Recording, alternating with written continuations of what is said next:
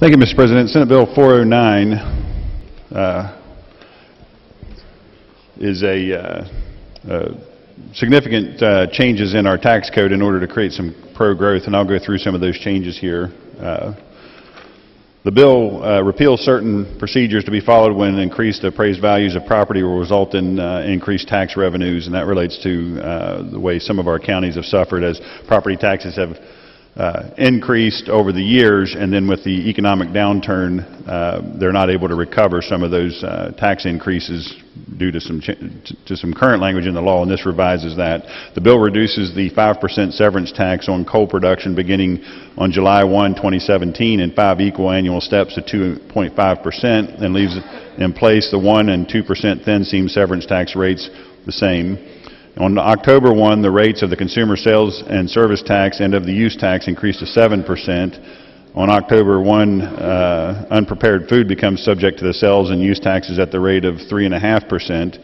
The current exemptions for consumer sales and service tax and use tax are eliminated for delivered newspapers, funeral and embalming services, hair, skin, manicure services, non-medical personal care services, telecommunication services, solid waste disposal services, electronic data processing services, educational summer camp tuition, health and fitness club memberships, primary opinion research services, transportation of passengers and interstate commerce, music instruction and artistic performance admissions, and travel agency fees are repealed. And in addition, the half rate on sales of mobile homes is brought up to the full rate.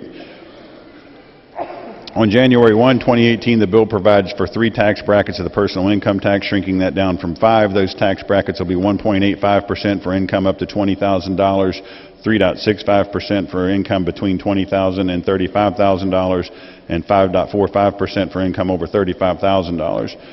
The brackets for married individuals are also adjusted accordingly so that it's 1.85% on $10,000, 3.65% for $10,000 to $17,500, and 5.45% on income over $17,500. The bill also provides that in any tax year following the end of any fiscal year for which $50 million in the combined collections of the consumer sales and service and use tax exceed $1.8 billion, the rates in each of the income tax brackets of the personal income tax shall be reduced by 0.1%, and that once all 3 rates are 0%, the personal income tax is repealed. And on January 1, 2017, the bill provides for a low-income senior citizen tax credit. The credit can be for up to $200 per year per senior. That amount will be reviewed annually by the legislature to determine if it should be increased. Those are the general provisions of the bill, and I'll be happy to answer questions. Urge adoption. Further discussion, the Senator from Marion. Thank you, Mr. President. Ladies and gentlemen, Senate, I rise in opposition to this bill. The gentleman is correct, and it does make substantial changes to tax law in a time that this state is in budget deficit. I think it further muddies the waters. We had, I believe, extensive discussion in the Finance Committee, and I'm surprised that the Finance Chairman is not presenting this bill on the floor, although he did vote against it in the Finance Committee.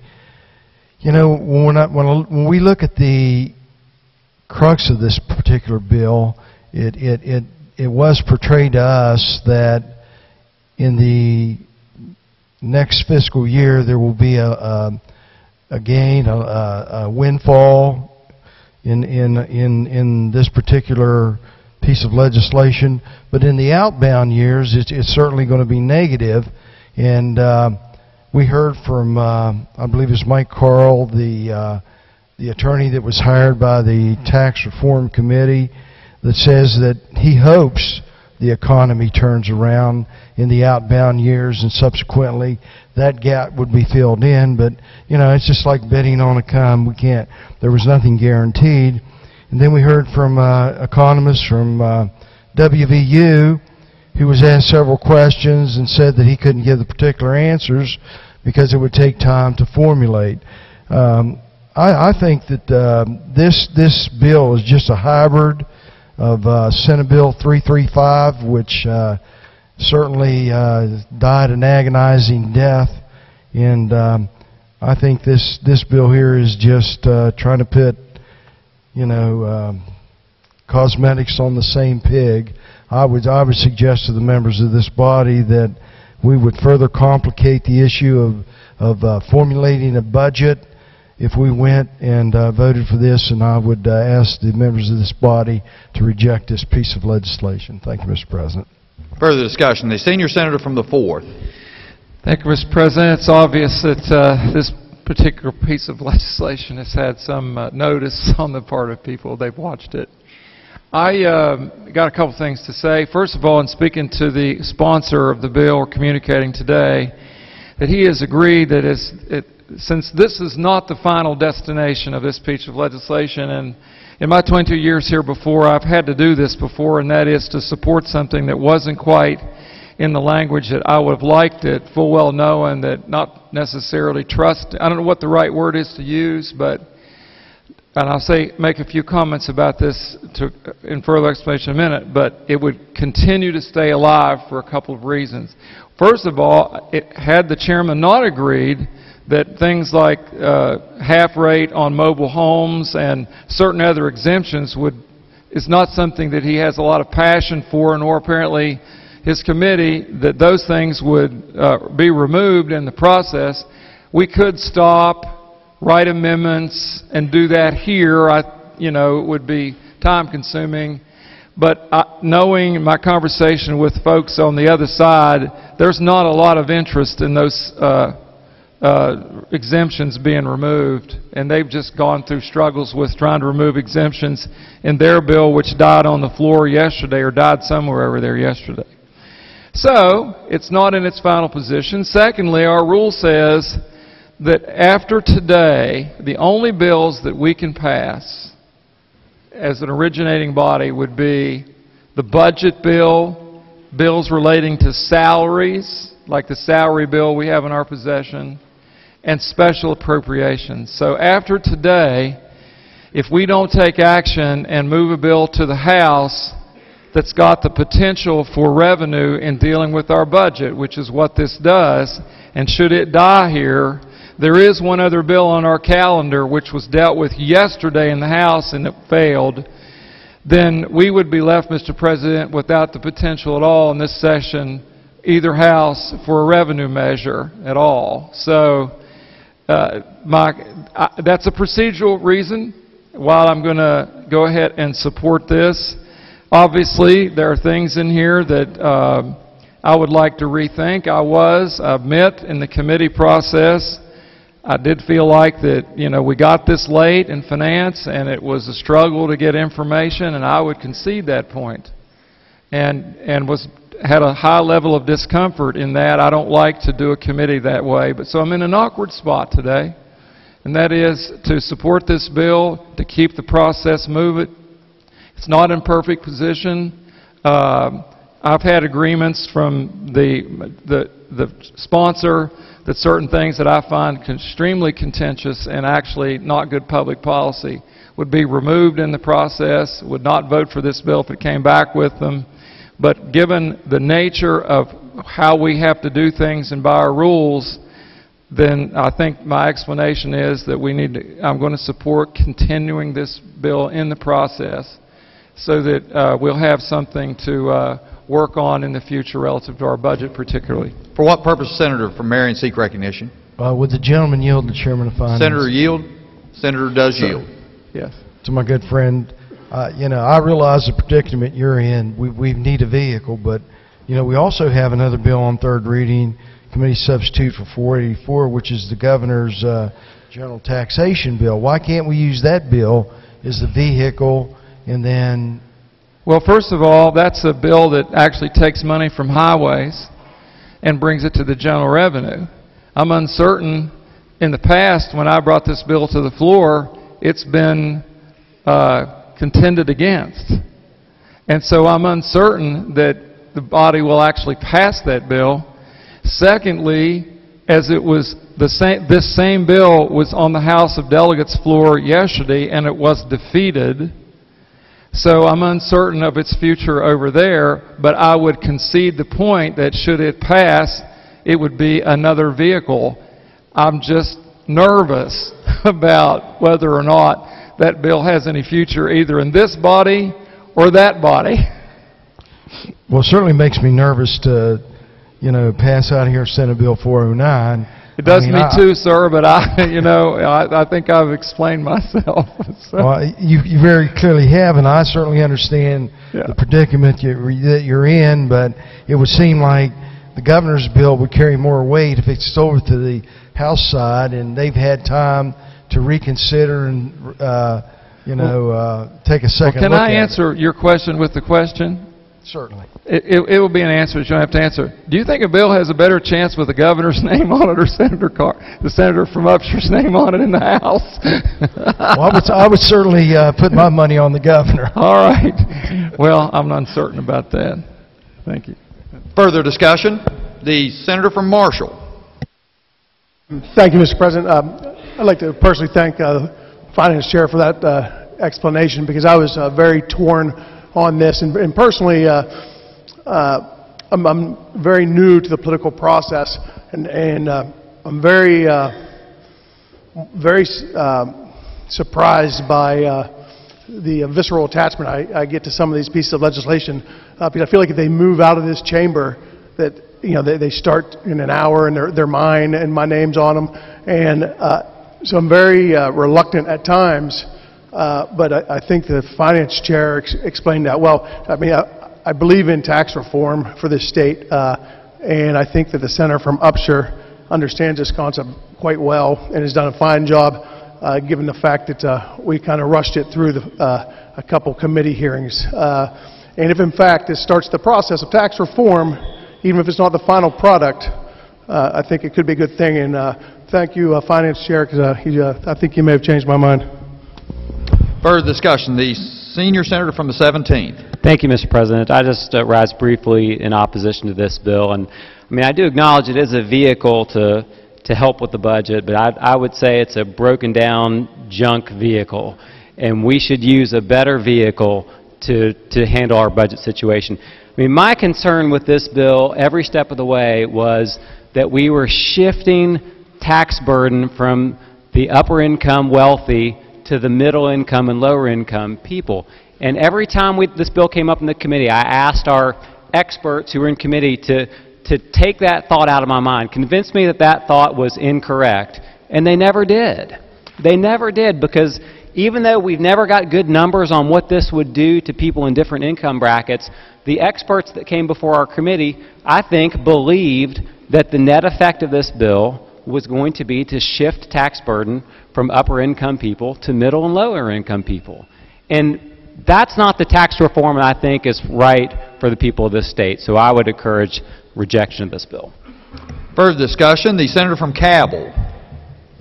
Thank you, Mr. President. I will quote the wise senator from Kanawha from the other day. It's good to be rich. And that's what this is. And this room is full of smart people and well-intentioned people. However, this is a regressive tax structure. It's the old trickle-down economics theory that's been rejected wholly around the country for decades. And, look at what we're doing to the people that can afford it the least. And I'm getting a look back from people like, there's Wolfel standing up with that tired old Democrat idea. But that's what it is. The food tax is regressive. Shifting the tax to a consumption tax is regressive. You don't have to graduate from the London School of Economics to know that. Everybody in here knows that. The first line of this bill, the first 2 or 3 paragraphs, cuts the tax on coal in half. Okay, I might support that. That may be a good long-term plan. But I think that tells us what we're doing here right off the bat. And you can dress it up and you can talk about it any way you'd like to, but it's regressive, it's unfair to the middle class, it undercuts the middle class, it undercuts more than anyone the working poor. Now, we can all beat up on those welfare moms. That's a good pastime. Let's go pick on them. That's fair. But the people that work at McDonald's, the people that work 2 jobs, the single mothers, really? Is that our plan?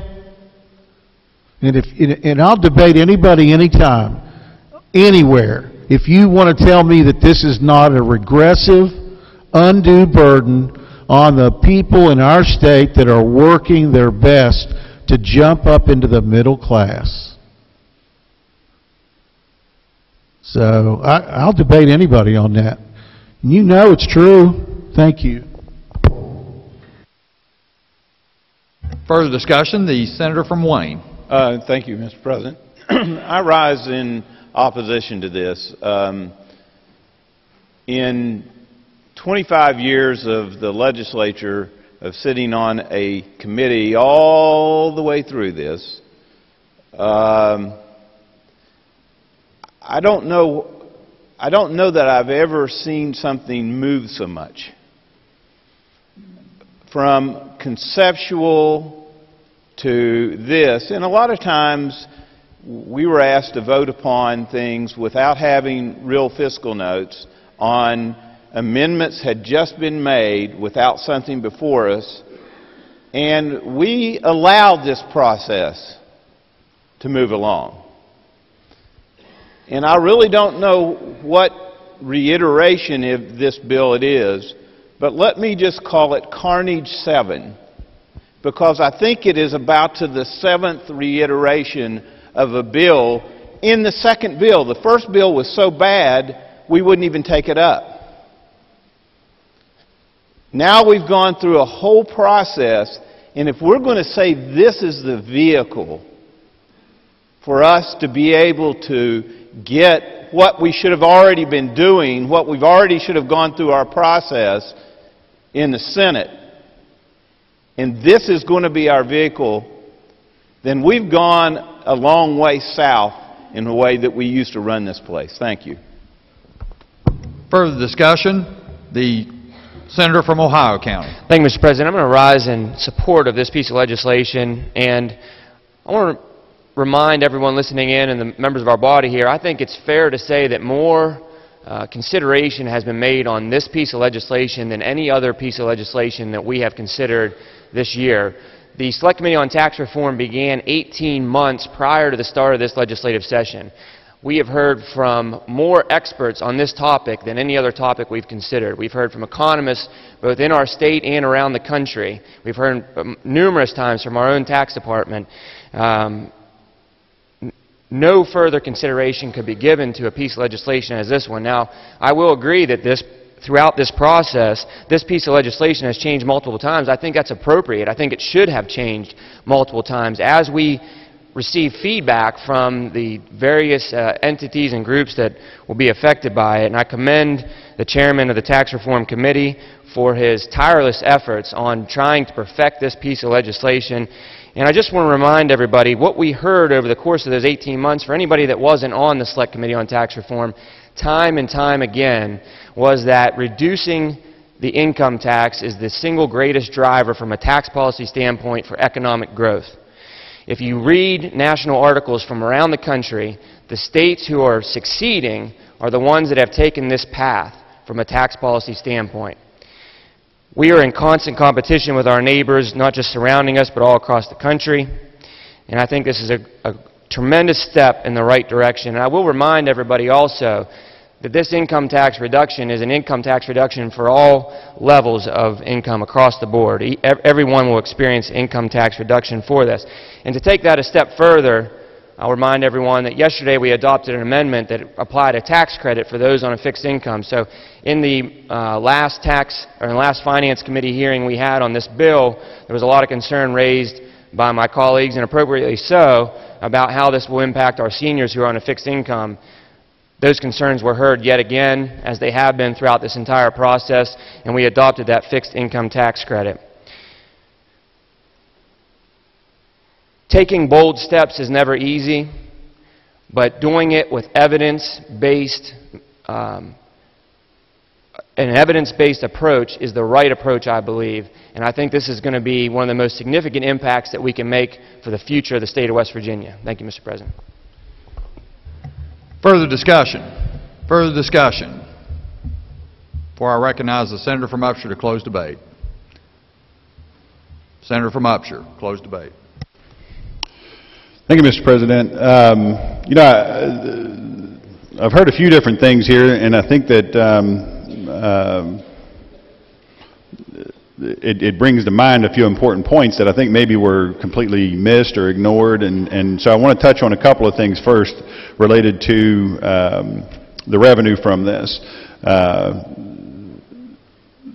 When we started the Finance Committee hearing, and I was in the member of the audience at that time, and the first year's revenue showed positive 60 million roughly, the second year negative 86 million. That was addressed in that very same Finance Committee. The rates were adjusted on the income tax level by an amount that, according to WVU, economists raised an additional $170 million a year, which is more than enough to offset that deficit in the second year and the out years, but apparently that part was missed.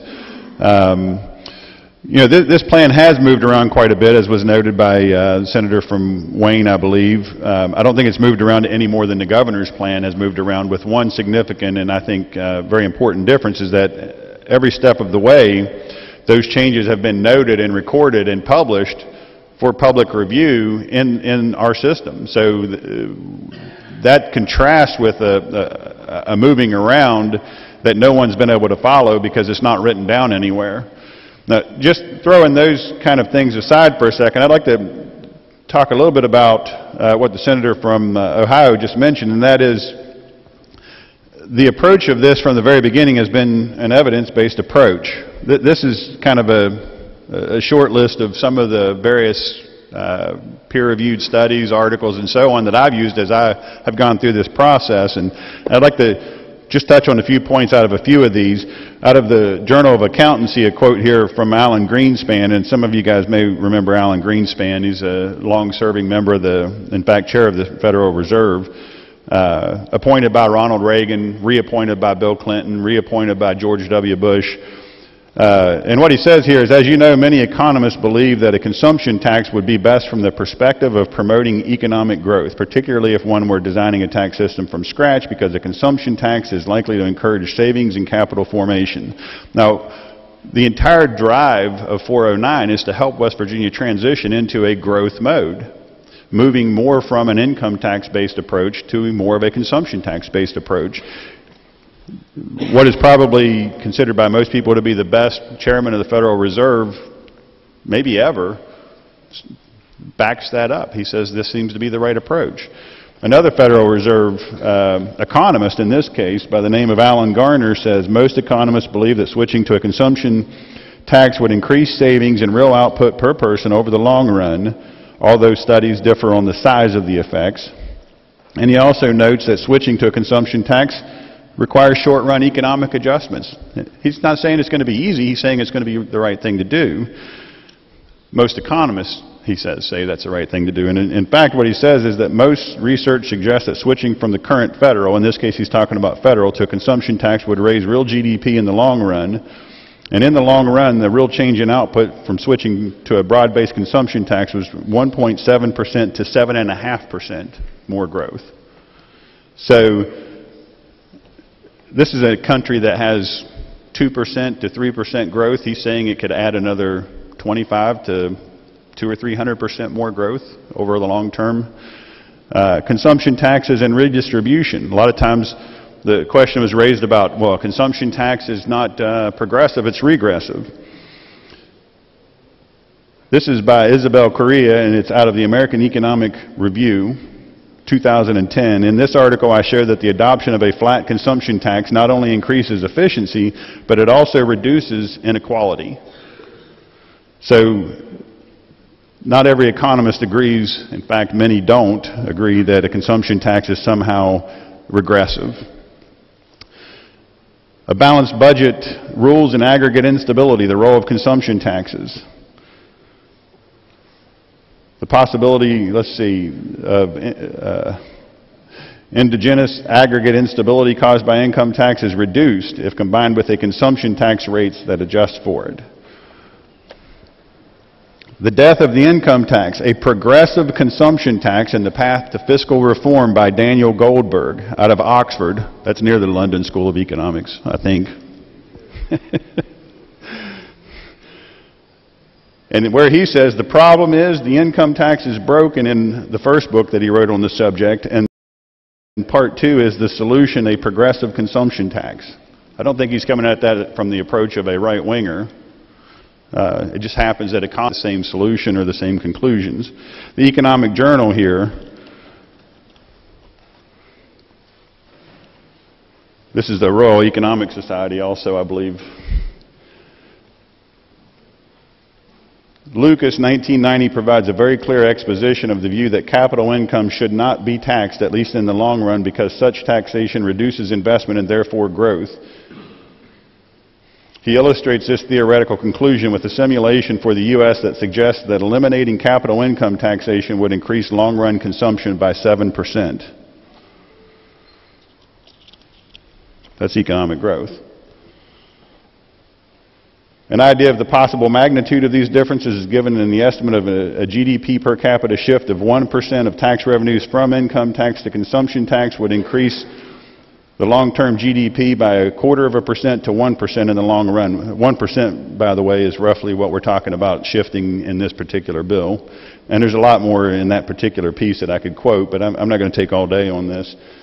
My point is that many of the economists that have studied this come from the left side of the aisle and the right side of the aisle. There's universal agreement, or almost universal agreement, that a consumption tax does not necessarily have to be regressive in the way it's structured, that it does cause growth if you move away from an income tax into a consumption tax. There's no question about that. You know, one of the concerns that people raise is the regressiveness in West Virginia, and what I would suggest to you is that if you're a poor person without a job, everything is regressive. If you're a poor person with a job, having to pay sales tax when you have a job that you've not had before because you couldn't get because the economy wouldn't produce jobs, I think everyone is better off when they have a job. I think everything is less regressive when more people are employed. And the idea that this is a disproven economic theory around the country, what I would say is, if that were the case, why are the states that are the most successful, the ones that are growing the fastest, the ones that have moved away from a consumption tax approach, or to a consumption tax approach away from an income tax approach? Again and again, you can look at Texas and Florida and Washington State and Alaska and Nevada that I've talked about on the floor here before. These are all states that have moved in this direction, and they all have booming economies where people who want a job can find a job. In fact, the reason why our population is shrinking is because our kids are leaving to go to the states that you say are regressive, but for some reason they want to be there because there's where the jobs are. So I would encourage the members to support Senate Bill 409. It doesn't mean that this is an easy transition for the state of West Virginia, but it's a transition that if we don't make this transition, we know our future because it looks just like our past. So again, I urge adoption. Question before the Senate is, shall the bill pass? All those in favor will vote yea. Those opposed will vote nay. The clerk will prepare the machine.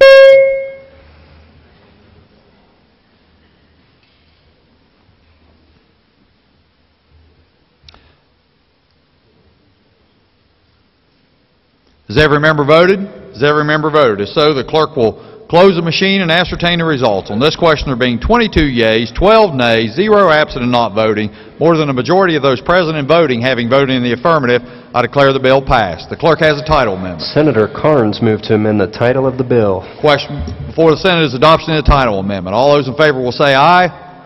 Those opposed, no. The ayes appear to have it. The ayes do have it. I declare the title amendment adopted. The clerk will communicate the action of the Senate to the House.